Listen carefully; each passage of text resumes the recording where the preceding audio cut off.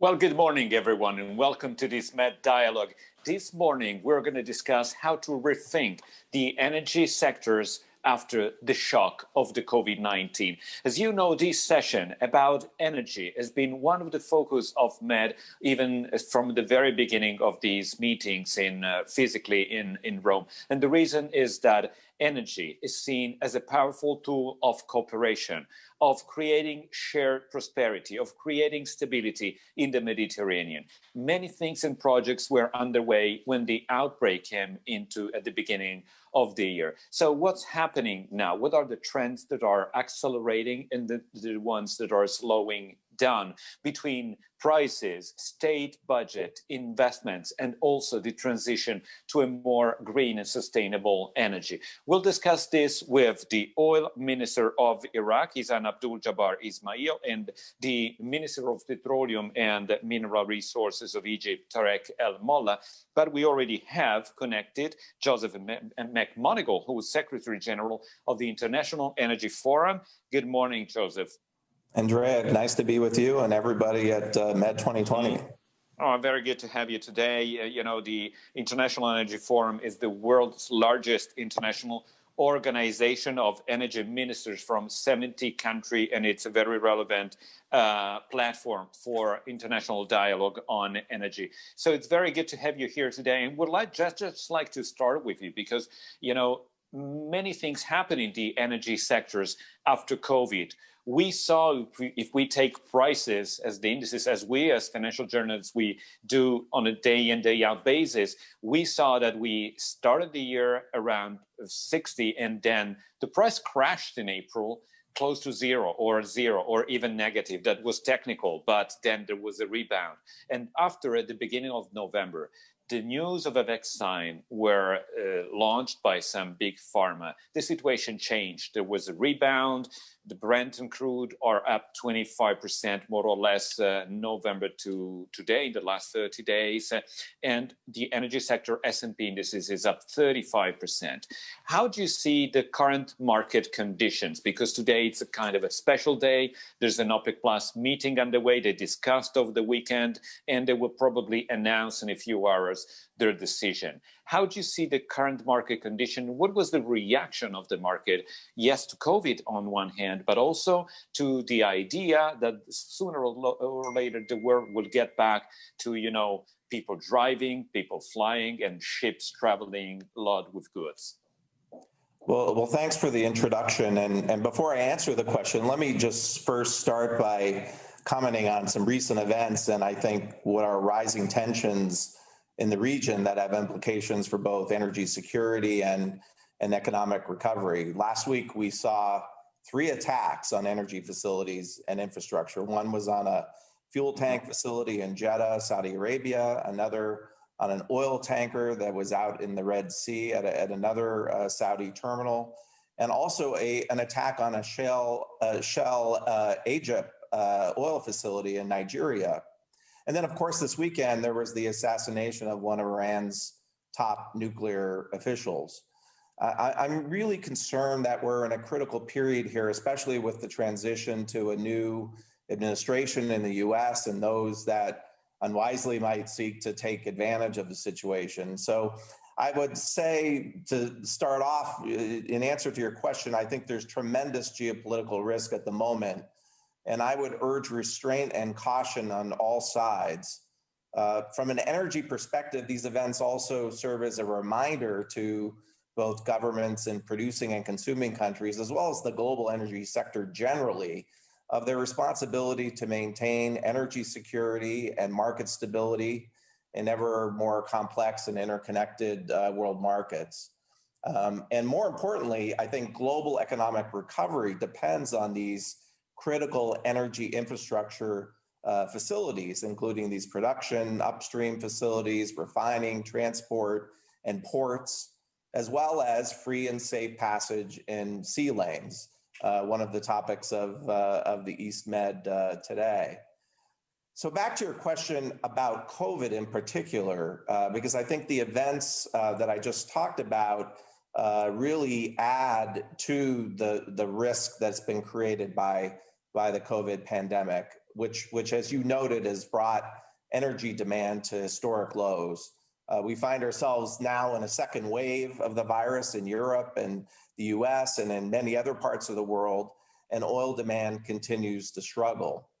The latest outlooks from IEA and OPEC, their oil market forecasts this past month show that demand will decline by 8.8 million barrels a day, according to the IEA, and 9.8 million barrels a day, according to OPEC. That's the largest decline that EIA has given since April, and for OPEC, it's the largest decline of the year. So while the COVID pandemic has resulted in these largest recorded oil demand shocks, we're also seeing similar effects in natural gas markets. And initial assessments suggest that natural gas will decline by about 4% in 2020.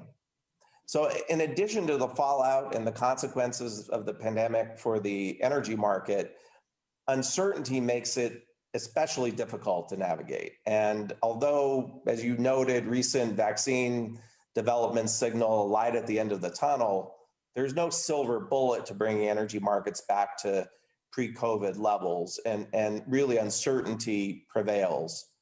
The demand shock has exacerbated what was already an investment crisis that predated COVID, which risks a supply shock in the future.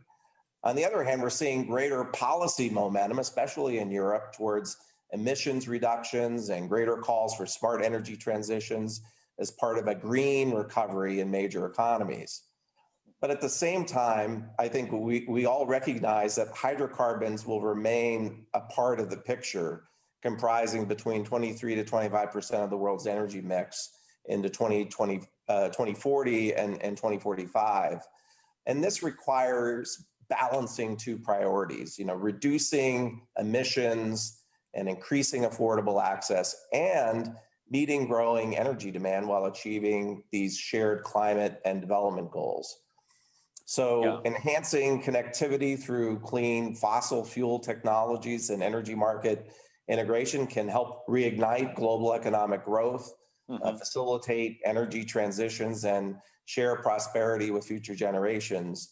International and domestic energy strategies based around maintaining this fine balance can provide a starting point for countries to try to navigate energy strategy during this uncertainty caused by COVID.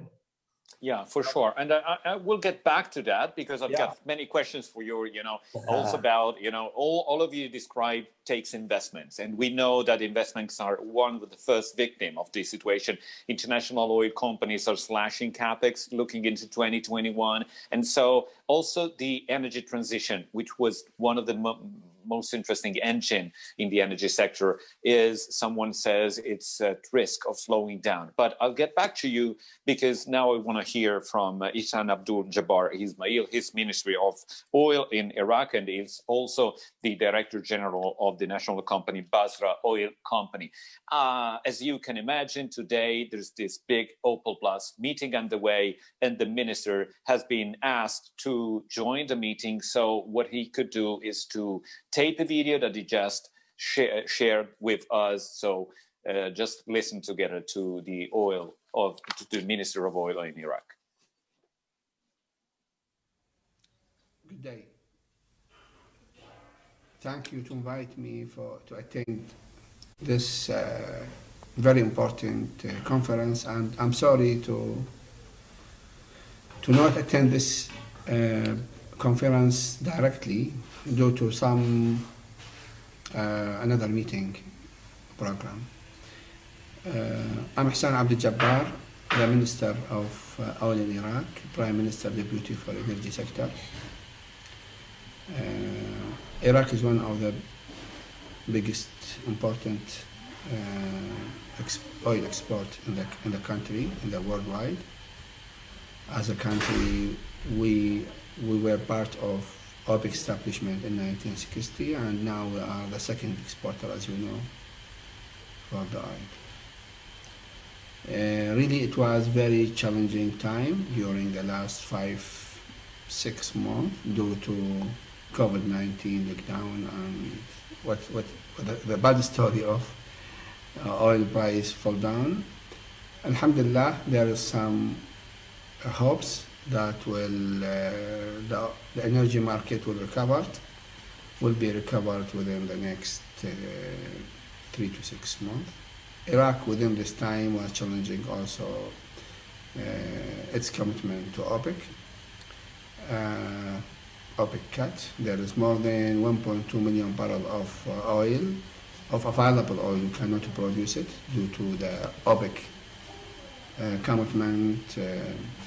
In the end, OPEC commitment is come to be fair for all, fair for the exporter, and for the importer, for the consumption market. Iraq is, till now, even with the challenge, Iraq insists that Iraq will stay committed for OPEC requirement and OPEC outlook. Yes, within this time, within this more than 6 months, Iraq challenging crisis. I can't say economic crisis, and this economic crisis impact was for all the Iraq, even with the IOCs. There is some delay in commitment, but we still have the power to balancing this commitment with the IOCs and to pay back all the investment within 3 months.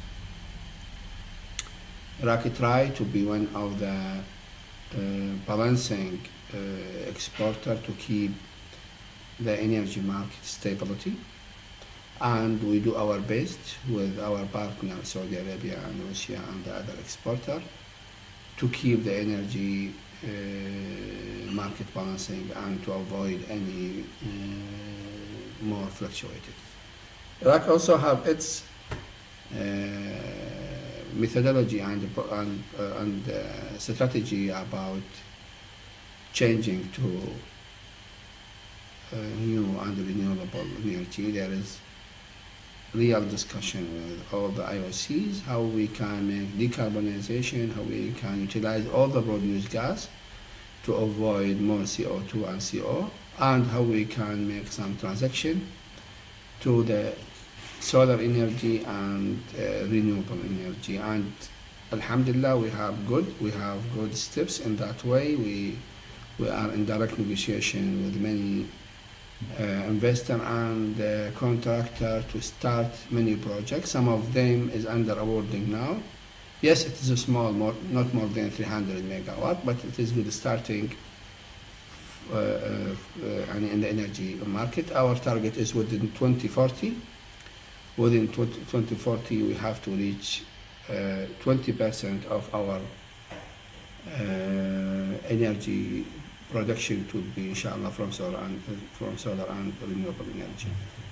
We speak about 50 gigawatt energy requirement, 50 gigawatt of electricity requirement in 2030. Iraq is 40 million in population, and we have 2.5 growth per year. Growth, and that means in 2040 we will reach more than 50 million in population. Iraq is big market, and the investment in the solar energy and renewable energy is one of our target. We try to enhance the investment law in principle and in details to make more to develop the investment environment and to make it more healthy. Thank you again to give me this room to speak about Iraq now and the future. I think, as normal, Iraq will stay one of the biggest energy area worldwide. Thank you. Well, thanks again to the Minister of Oil of Iraq, Hizan Abdul Jabbar Ismail. So, Joseph McMonigal, we heard again how important is the oil industry for Iraq, which is the second largest oil producer, and even including the cuts in production decided by OPEC, they are kind of a 3.8 million per day. But according to market sources, the output, the potential output of Iraq oil fields is around 9 to 10 million barrels per day. So clearly, the resilience of the economy and the dependence of the economic growth to oil resources is really high, as it is in all the main producer countries. So how do you expect this to affect also, you started with instability in the region, the situation looking ahead, and how is this changing the geopolitical aspects that are so relevant also given what happened lately, and what's going to happen with the transition to the Joe Biden administration in the U.S.? Yeah, well, interesting remarks by the minister. I think he's an important component to this OPEC group that has a very important decision today in terms of balancing markets. So I'm not at all surprised he's had to divert his attention. But in answer to your question, I think the demand shock from COVID has had multiple effects on oil and gas markets. You know, from reduced prices, certainly, but also that means reduced revenue in government treasuries, significant weaker demand, and of course, the inflated stockpiles of the crude and petroleum products. Net zero strategies during the pandemic continue, I think, to gain momentum. We saw some really exciting announcements from some Asian countries on new targets in the fall, and we can continue to see greater traction in major economies as part of a green recovery that aims to build back better, as President-elect Biden would say. However, even amid these efforts to overcome the COVID impacts, challenges remain in meeting climate, clean air, and sustainable development goals. Doing so will continue to be linked to the use of clean technologies such as carbon capture, use and storage, the role of blue hydrogen in circular models, as was recently endorsed by the G20. And these technologies can accelerate fuel switching and create synergies to integrate renewables and green gas and hydrogen and other carbon dioxide solutions. But meanwhile, like I touched on, and I think in terms of Iraq getting to that higher number that you talked about, more investment than 2020 levels is needed to change the course of really what looks to be a future of higher prices and increased market volatility. And this is at a time when governments and consumers are already feeling the economic impacts of reduced revenues. Without increased investment, supply-demand balances can tighten faster, leading to price levels trending higher and of course, more volatility, which nobody likes. This raises the risk of more frequent, short-lived price spikes, or even a longer-lasting upward price pressure that will deepen the impacts of COVID and in turn slow-track economic recovery and sustainable growth prospects. So higher price levels and more volatile markets will come at a time when consumers and businesses and governments at all levels are dealing with negative economic effects from the pandemic. It reduces the number of people available to afford cooking and heating and transportation fuels. And of course, the volatility, it adds to the uncertainty for governments and companies.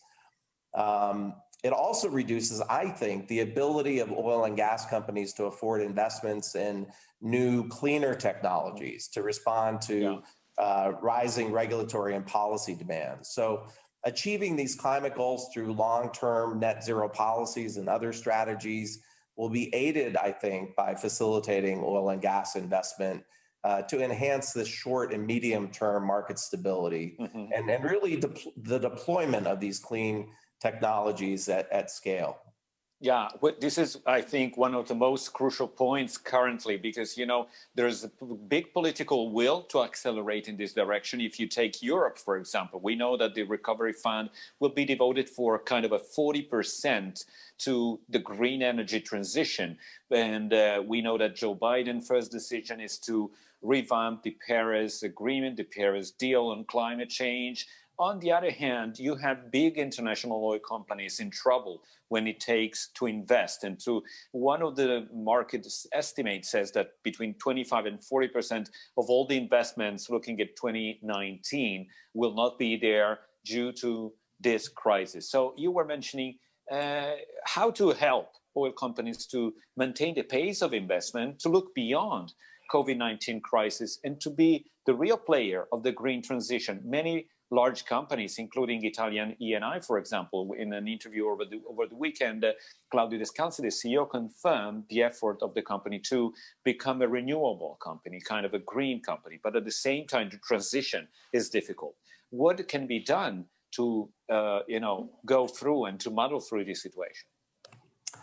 Yeah, I mean, I think I was about to compliment Eni and its CEO, Mr. Descalzi. I mean, I think the company has really been ahead of the pack of all the big oil majors in terms of announcing pledges. I mean, I think they were out of the box, early, I think maybe February of this year with this target to reduce absolute emissions by 80% by 2050. And this target is well above the 70% target that was cited by the IEA Sustainable Development Scenario Model. So I think Eni is proving to be a model, and you're certainly seeing other companies move in that direction. And I think, look, the energy transition is inevitable, and I think we just have to proceed with caution, though. I mean, I think we don't want a disruptive transition that has negative consequences for economic recovery, especially now in the wake of COVID. You mentioned President-elect Biden's plans to rejoin the Paris climate agreement and also his green energy plans. I think it will certainly add to the momentum, the global momentum that I think has really been very resilient during the COVID pandemic. I mentioned earlier these announcements coming from Asia. You had President Xi of China make a really big, bold announcement about a net zero plan that his country is pursuing. We saw similar announcements from South Korea and also from Japan. And so I think there's a lot of momentum, and the U.S. getting back into the Paris Climate Agreement, I think will add to that. But the Biden, I think, plan that this $2 trillion investment in green infrastructure, I think is very clever, actually. And I think number one, it's from a practical standpoint, it's very needed. I mean, all of the investments in green and clean energy are great, but we need an infrastructure to be able to deliver it, to the markets that we need it. And certainly hydrogen itself has huge infrastructure requirements. But I also think from a political standpoint, especially in the U.S., as President-elect Biden is looking at either a Senate that will be in Republican hands or a tie. And so it's going to be difficult to advance, the agenda without bipartisan cooperation. And I do think that, investing in infrastructure is a way to get there. And I'm hopeful that there will be bipartisan cooperation there. And I think this investment in green and clean energy infrastructure is something the rest of the world, I think, needs to look at as well. Now, as you know, we are at the Mediterranean dialogues, and we want to go closer to what's happening and how energy is playing its role in cooperation and also in development and economic recovery of the region. This is why we welcome the Minister of Petroleum and Mineral Resources of Egypt, Tarek El Molla. Unfortunately, I have to tell you that he was asked to join a meeting with Prime Minister Al-Sisi. And so we just taped an hour ago a conversation with the minister that I want to introduce now. Good morning, Minister. It's a pleasure having you, and thanks for your time. Morning, Andreas. Thank you. Morning, Andreas. Thank you. Well, first of all, we'll discuss energy and the reaction of Egypt and in all the region to the disruption that happened with COVID-19. But first of all, let me ask you just in a few words, how's the country coping with the pandemic and what's the situation currently? Well, we had, of course, at the beginning, made some partial lockdowns when this pandemic started up, and this was early in April, May, and then afterwards we started the gradual reopening and easing up in order to make sure that we have had all the precautionary measures in order to make sure that the disruption of the business continuity as well as economic negative impacts. So therefore, we've taken these measures. Meanwhile, preparing all the health care, whether hospitals or intensive cares, with the needed emergency steps on a national wise. At the same time, we've been able to arrange for the task force for the employees to work with shifts, like 50% of the workforce to move and to rotate. Meanwhile, for women who are taking care of kids below 12 years old would stay at home because schools and nurseries were off during this, especially summertime. So we've made sure that we don't have many people engaged in the daily activities, but at the same time, there is no disruption of the business activities, whether in the operations, whether in the construction, whether in business and the banking system, everywhere. So Egypt has been able to absorb and to accommodate this challenge, and meanwhile trying to avoid any negative impact on the health of the majority of the people.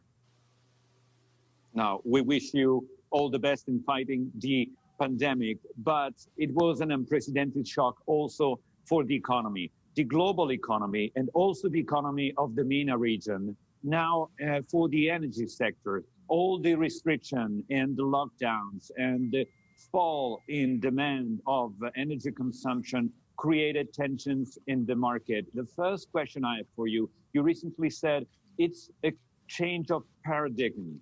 What do you see in the future of the energy sector after COVID? What the trends that were already there that are accelerated, and what has been slowed down, and how do you cope with also the tension on the prices sectors that created clearly a great problem for producing countries? Well, this is a good question. Of course, we all said that the world before Corona is not the same world after the COVID-19. So therefore, countries that were able to adopt themselves in order to make sure that they can overcome the challenge and to go with the new conditions will be able to survive a longer period. And I think that having said that, the reason that I'm quite confident for Egypt is that we've been taking very bold economic reforms over the last 5-6 years, and these have helped us really to be able to have the minimal negative impacts on Egypt from the COVID-19 impact global wide. So therefore, our reforms, which included really important macroeconomics steps that we have taken, like the flotation of the Egyptian pounds, the reforms of the energy sector subsidies and restructuring. A lot of important measures that we have taken over the last few years enabled us really, and will be able for us to go forward with even encouraging more investments, therefore, and to be able to unlock all our potential. Therefore, we've been, perhaps it has been even announced by the IMF that Egypt was among the few countries globally, and perhaps the only country in Africa to have a positive economic growth during this fiscal year. So I think that we are taking these steps forward, and we will be able to accommodate all the challenges. Of course, the decrease in oil prices has it's a double sword tool, because from one side, perhaps for countries importing or net importers like Egypt, they would say that this is good for us, but at the same time, we are also producing countries. So therefore, a balanced price would be good for our partners who are involved in the exploration and production. And of course, we would like to see the prices reaching a balance so that to make a reasonable economic value for both producers and consumers. But at the same time, we did not stop, and we were able to attract our business, international business, oil and gas companies like ExxonMobil and Chevron, whom we have been able to sign exploration concessions over the last few months in spite of the COVID-19. And we are also continuing into our steady growth in our operations, opening new refinery complexes, and was inaugurated even by the president 2 months ago here in Cairo, and one of the biggest in Africa that was worth $4.3 billion. And this is part of our strategy to reach self-sufficiency by year 23. So I think that all together, this is among the bold bundle reform package that the government had embarked a few years back under the leadership of President Sisi. Now, Minister, you were mentioning some of the new developments, and basically due to the major discoveries in the recent year, now Egypt is playing a major role, especially in the natural gas sector. But big oil international companies are slashing their capex investment due to the economic crisis and due to the lack in demand. Do you think that this could slow down also the projects underway? We know you do have some 4 major developments, including Zohr, but also the West Nile development and 2 others that are supposed to increase in a remarkable way the production, the output in the near future. How about, the current situation and what the big oil companies are supposed to do and the lack of investments we've been discussing? Well, in part, this question is right for the global changes of the strategies of the major oil and gas companies. But in transition, what they are doing currently is that they are shifting with their strategies. Sorry. For renewables and green energy. Having said that, so the focus now for the transition energy, which is gas, and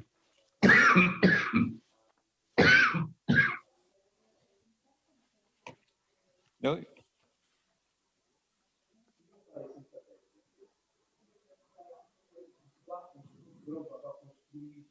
we can interrupt if you need to drink some water, Minister. Yes, please. But now you're on mute. Okay, not a problem. Okay. We'll be back in a second.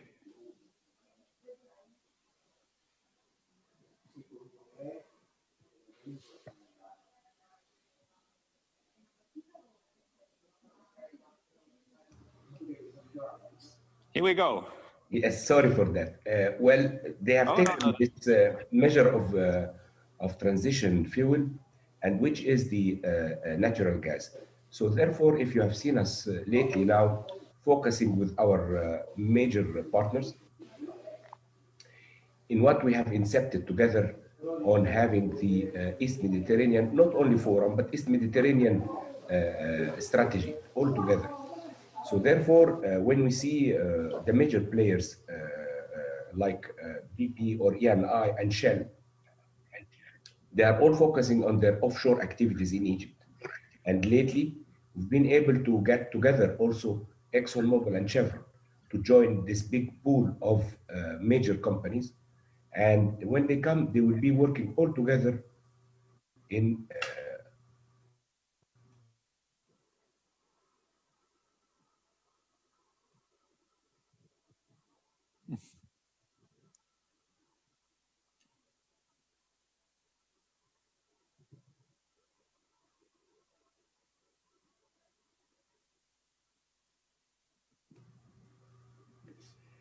to have their economies of scale together with Cyprus, Israel, and Egypt. So therefore, I think that it is part of the diversity of the major players as well as the oil and gas industry. So therefore, I think for the investments, we will see a change of strategy, but not a major reduction. It is going to be reposition and reprioritize their activities by focusing more on regional business activities on natural gas rather than the traditional oil.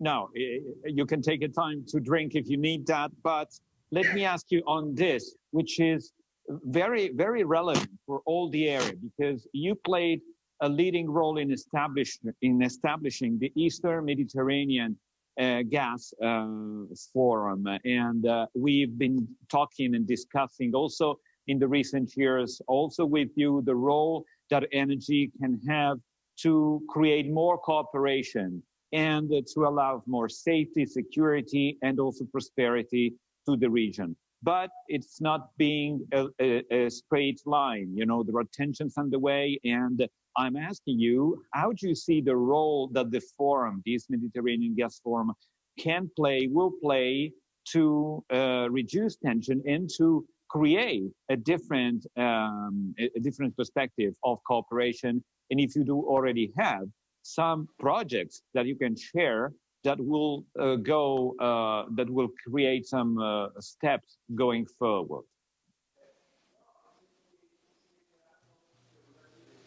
You just rightly said in your question and how we can use this cooperation in all countries for the welfare of the people there. So the idea of having this forum is really to have the founding countries and other countries that will join to have mutual benefit and cooperation, so that to have the gas as a catalyst, and that will be a source of wealth for the countries. So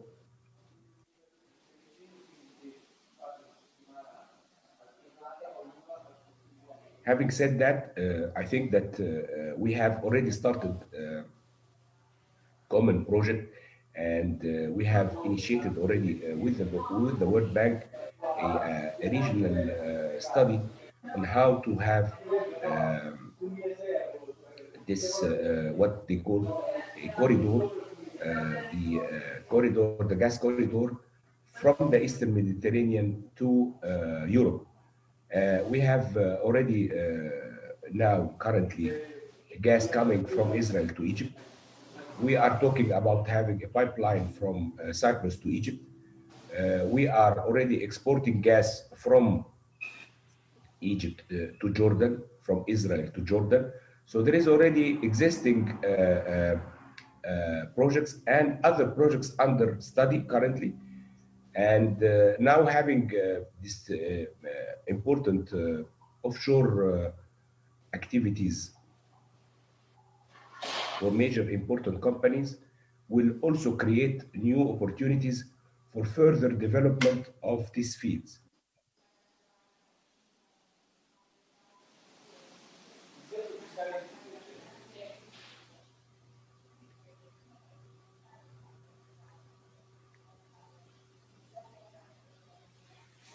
Let me ask you another question on this, and so you can also take a sec.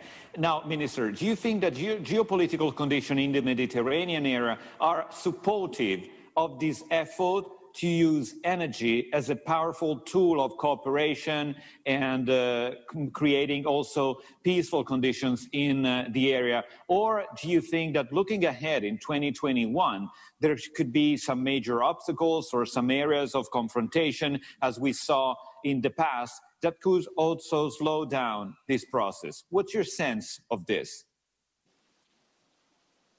No, I think it will be the gas will be really a pivotal tool for for the countries to improve their cooperation together. Tensions will reduce at least between the existing countries or founding countries. I would say that one of the reasons that this will improve in the coming year is the willingness of major countries, super major countries, superpower like the United States and France to join this forum, whether as members or as observers. And this would give weight to the forum and give credibility also and give momentum. Having with us also the EU as an observer, together with the World Bank and many other countries that are now applying for whether observership or membership, will give this momentum to the forum and will definitely enhance and improve the cooperation between the countries. Therefore, we have we have identified through the advisory committee, which is a setup under the ministerial board. This advisory committee, which includes the regional companies or international companies that are involved in the East Mediterranean, and they have started already to identify potential projects of common interest in all these countries. And there is a big future for these projects. This is from one side. From the other side, what we are aiming is to be really an alternative, reliable source of natural gas to Europe. Having said that, we are working together in order to develop the gas in the Eastern Mediterranean to monetize it through exporting it by our LNG terminals until a possible pipeline project could be done. So I think I'm of the opinion that this forum would be the good reason and a good platform for further cooperation and would be a catalyst for peace for these countries. Thank you. Mm-hmm. Well, for sure, it's a very important new thing into the area. It's a platform of dialogue, which is relevant. At the same time, it's a platform to build a more sustainable model in terms of energy development. And my question is related to the transition in the energy sector towards a more sustainable and green model. Do you think that what's happening with COVID and the reaction of the industry is slowing down or accelerating this? And what are you doing in this sense? Well, of course, the COVID-19 had slowed down a lot of things. And the fact that people are not able to travel or to meet of course, except through video conferencing, has also limited the ability to conclude the deals. However, I think with the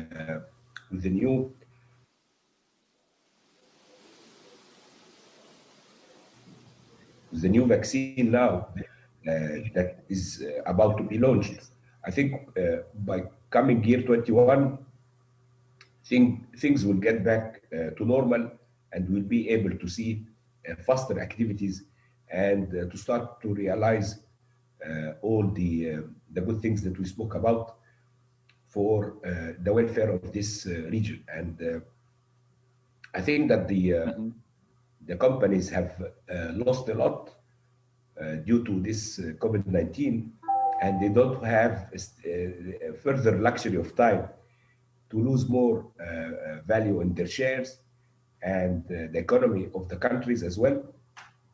So we will all be looking forward for accelerating the process. And I'm very optimistic for the year 21. All right, just let me ask a very fast couple of questions to conclude, Minister. The first one is about the role that Italy can play in this scenario, because we know that Italy is one of the partners of the East Mediterranean Gas Forum, but it's an historic industrial partner also for the energy sector in Egypt. We read that there are new plans of investment by ENI for a big improvement in a plant. And what can you tell us in terms of these projects and the relation between Italy and Egypt in terms of energy cooperation? Well, Italy is a valuable and very important partner to Egypt.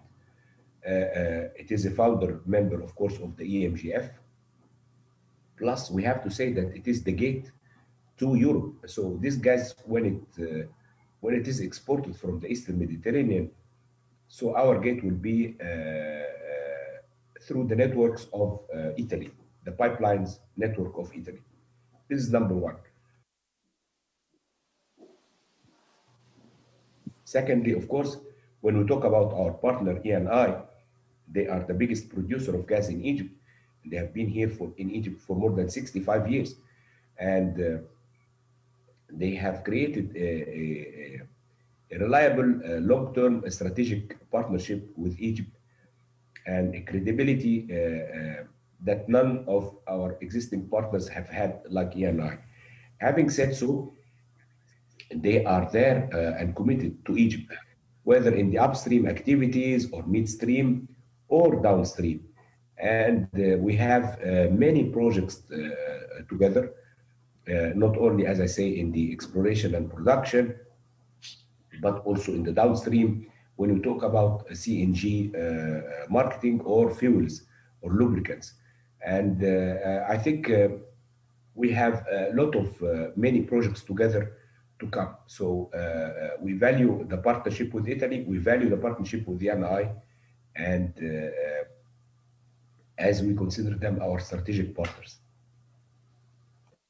Minister, lastly, what's your sense of the market conditions? You know, there's an OPEC meeting on the way. They're discussing if to extend curbs on production into 2021. Their market is pretty volatile. Do you feel like there's an oversupply or an undersupply in the market? And what's your sense of what the best decision could be for all oil producer countries? Well, because of what happened due to the COVID-19, of course, disruptions and sharp decline in consumption during the crisis was very deep, to the extent that when even countries started to reopen gradually, the producing countries were not able to control also their not all of them, of course, but to control their quota as per the OPEC Plus deal, because they have lost a lot of their budgets during this crisis. Of course, I think that there will be an extension to this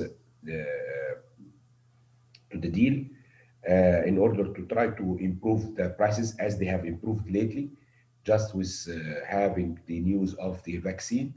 And I think that as the momentum goes up again with the consumption gaining gaining grounds again during 2021, but we wouldn't see a very big increase in prices, in my opinion, during the course of 21. But at least it will be around the 50s dollars per barrel, in my opinion, until the full year 21 gets back to what it was before COVID-19. So the consumption of 2019, let me say, by the end of the year 21.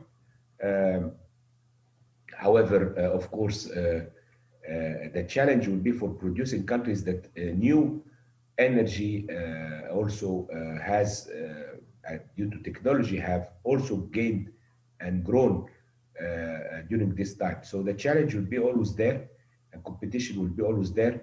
But I think we, as the world, we will always be in need of traditional oil and fossil fuel up till the year 2050 or 2040 at least, as the major or the main energy source. Minister Tarek El Molla, thank you so much for this. Thank you. Thank you very much. It was a pleasure.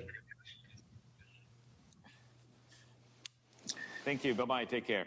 Bye-bye. All right, we had to rush a bit to tape the interview, so I'm sorry, apologize for some technical glitches along the way. But let me get back to Joseph McMoneagle to comment a bit what the Egyptian minister said. And first of all, the role that gas will play in the Mediterranean, East Mediterranean Gas Forum, where they all sit together, but we know that the area remain one of the most controversial for many aspects, from Libya to Cyprus, Egypt and Turkey on different sides, and US and Russia on different sides. And then again, France on one hand, Italy on the other. How do you see the evolution of the situation? Because this morning you reminded us that we are entering a kind of a dangerous phase from this point.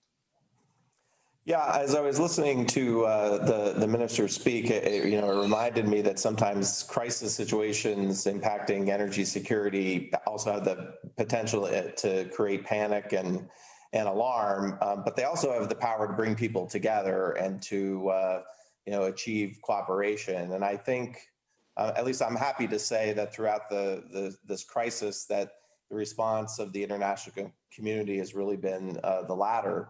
And certainly want to commend his leadership in organizing and forming the East Med Gas Forum. I think it will encourage cooperation and dialogue in this important region and sector.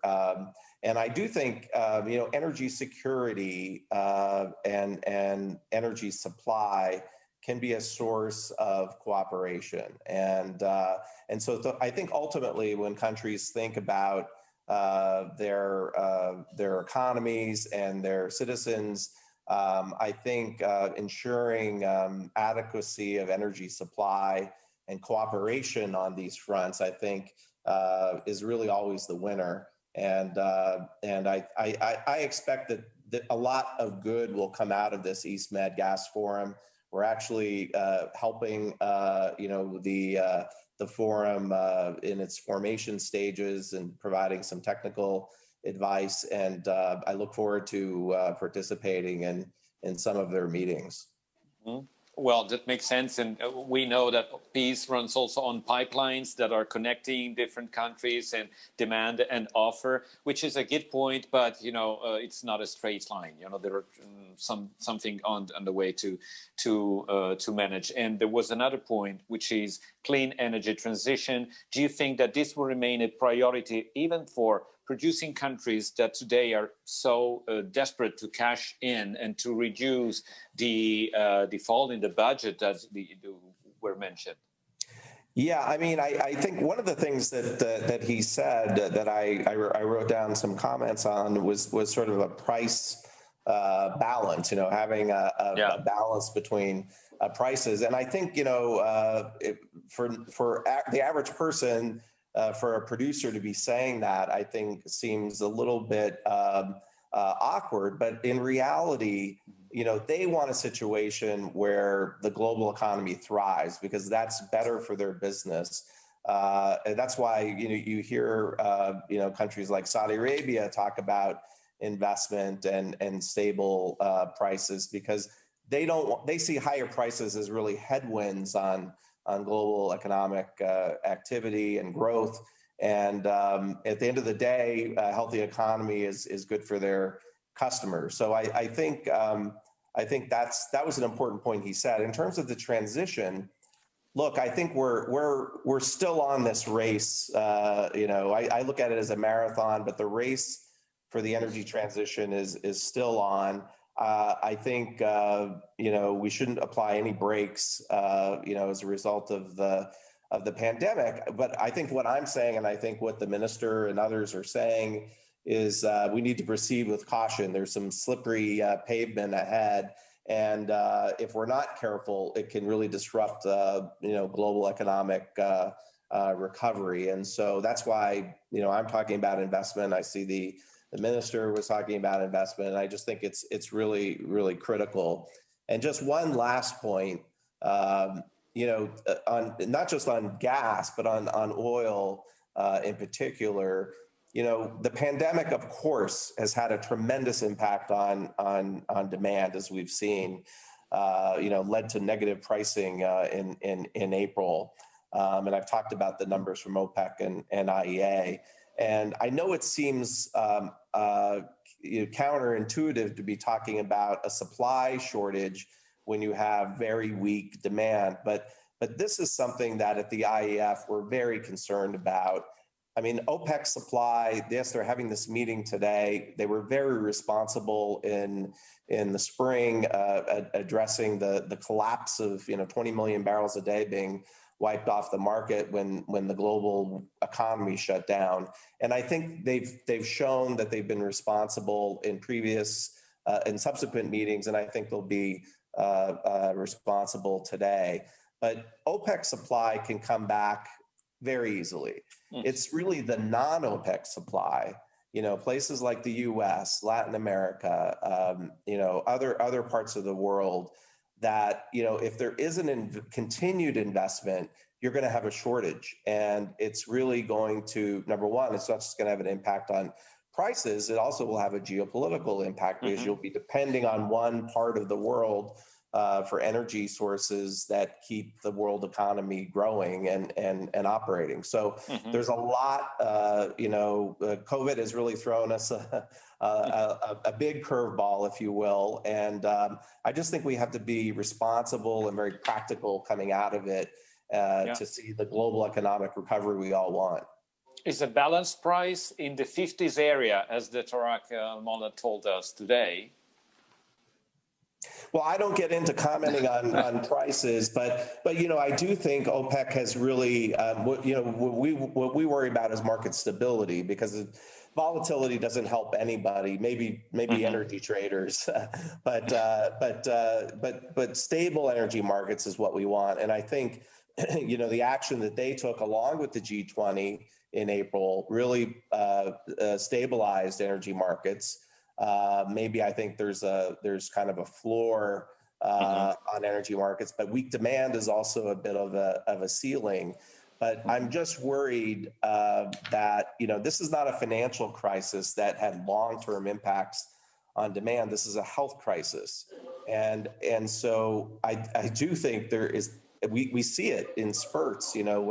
When the cases go down, you see demand come back quite quickly.